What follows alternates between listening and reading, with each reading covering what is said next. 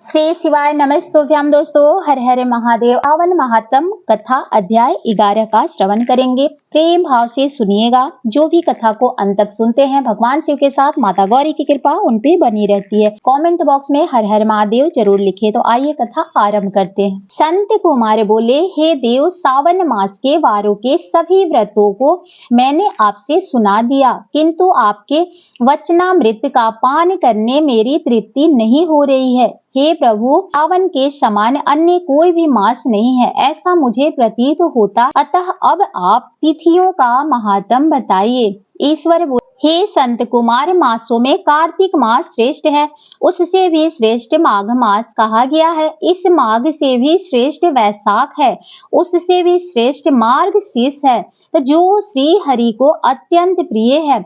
विश्व स्वरूप भगवान से उत्पन्न होने से ये चारों मास मुझे प्रिय हैं, किंतु 12 मास में सावन तो साक्षात शिव का रूप है। हे संत कुमार, सावन मास में सभी तिथियां व्रत युक्त है, फिर भी मैं उनमें प्रधान रूप से कुछ उत्तम तिथियों को आपको बता रहा हूँ। सर्वप्रथम मैं तिथि तथा वार से मिश्रित व्रत आपको बताऊंगा। सावन मास में जब प्रतिपदा तिथि से सोमवार हो तो उस महीने में 5 सोमवार पड़ते हैं। उस सावन मास में मनुष्य को रोटक नामक व्रत करना चाहिए। वह रोटक नामक व्रत 3.5 महीने का भी होता है। यह लक्ष्मी की वृद्धि करने वाला तथा सभी मनोरथों की वृद्धि करने वाला है। हे मुने, मैं उसका विधान बताऊंगा, आप सावधान होकर सुनिए। सावन मास के शुक्ल पक्ष में प्रतिपदा तिथि पर जब सोमवार हो, तब विद्वान प्रातः काल यह संकल्प करे, मैं आपसे प्रारंभ करके रोटक व्रत कहूंगा। हे सूर्य श्रेष्ठ, हे जगत गुरु, मुझ पर कृपा कीजिए। तदंतर अखंडित बेल पत्रों, तुलसी दलों, नीलोत्पल कमल पुष्पों, कहार पुष्पों, चंपा तथा मालती के पुष्पों, कविंद पुष्पों, आकड़े पुष्पों, उस ऋतु तथा काल में होने वाले नाना विध अन्य सुंदर पुष्प, धूप दीप नैवेद्य तथा नाना प्रकार के फलों से शूलधारी महादेव की प्रतिदिन पूजा करनी चाहिए। विशेष रूप से टोटकों का प्रधान नैवेद्य अर्पित करना चाहिए। पुरुष के आहार प्रमाण के समान 5 रोटक बनाने चाहिए। बुद्धिमान को चाहिए कि उसमें से 2 रोटक ब्राह्मणों को दे दो।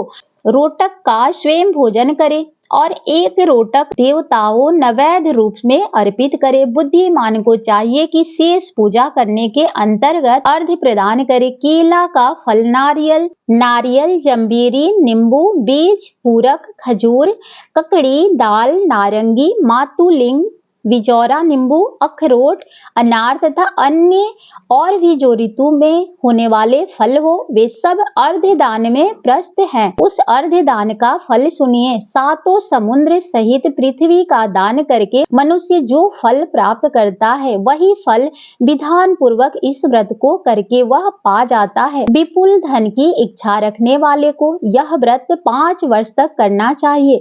इसके बाद रोटक नामक व्रत का उद्यापन करना चाहिए। उद्यापन कीर्ति के लिए सोने तथा चांदी के 2 रोटक बनाए।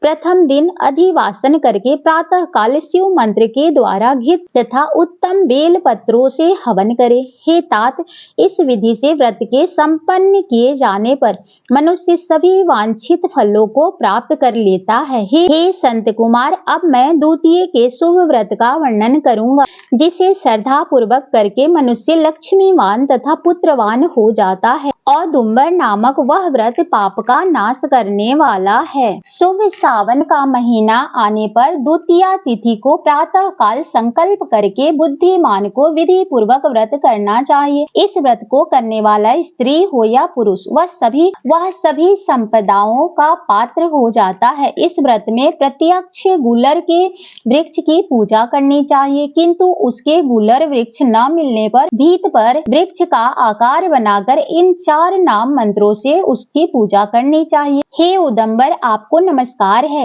हे हेमपुष्प, आपको नमस्कार है। जंतु सहित फल से युक्त तथा रक्त अंड तुल्य फल वाले उसको नमस्कार है। इसके अधिदेवता शिव तथा शुक्र की भी पूजा गुलर के वृक्ष में करनी चाहिए। इसके 33 फल लेकर 3 बराबर भाग करें। उनमें से 11 फल ब्राह्मणों को प्रदान करें। उतने ही 11 देवताओं को अर्पण करें और उतने ही स्वयं भोजन करें। उस दिन अन्न का आहार नहीं करना चाहिए। शिव तथा शुक्र का विधिवत व्रत पूजन करके रात में जागरण करना चाहिए। हे तात, इस प्रकार 11 वर्ष तक व्रत का अनुष्ठान करने के अंतर्गत व्रत की संपूर्णता के लिए उद्यापन करना चाहिए। स्वर्णमय फल, पुष्प तथा पत्र सहित एक गूलर वृक्ष बनाएं। उसमें शिव तथा शुक्र की प्रतिमा का पूजन करें। तत्पश्चात प्रातः काल होम करें। गूलर के फूल शुभ, कोमल तथा छोटे छोटे 108 फलों से गूलर की समिधाओं से तिल तथा घृत सहित होम करें। इस प्रकार होम तुल्य प्राप्त करके आचार्य की पूजा करें। तदंतर सामर्थ्य हो तो 100 अन्यथा 10 ब्राह्मणों को भी भोजन कराए। हे वत्स, इस प्रकार व्रत किए जाने पर जो फल होता है उसे ध्यान पूर्वक सुनिए। जिस प्रकार यह गुल्लर का वृक्ष बहुत जंतु युक्त फलों वाला होता है, उसी प्रकार व्रत करता भी अनेक पुत्रों वाला होता है। उसके वंश की वृद्धि होती है। वह व्रत करने वाला स्वर्णमयी पुष्पों से युक्त वृक्ष की भांति लक्ष्मी पद हो जाता है। हे संत कुमार, आज तक मैंने किसी को भी यह व्रत नहीं बताया था।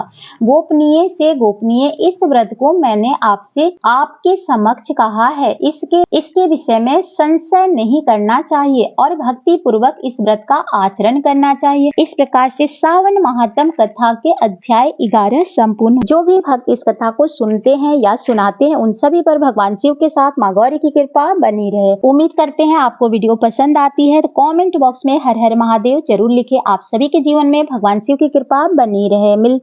मिलते हैं अगले दिन अगले अध्याय के साथ। तब तक के लिए नमस्कार, राधे राधे।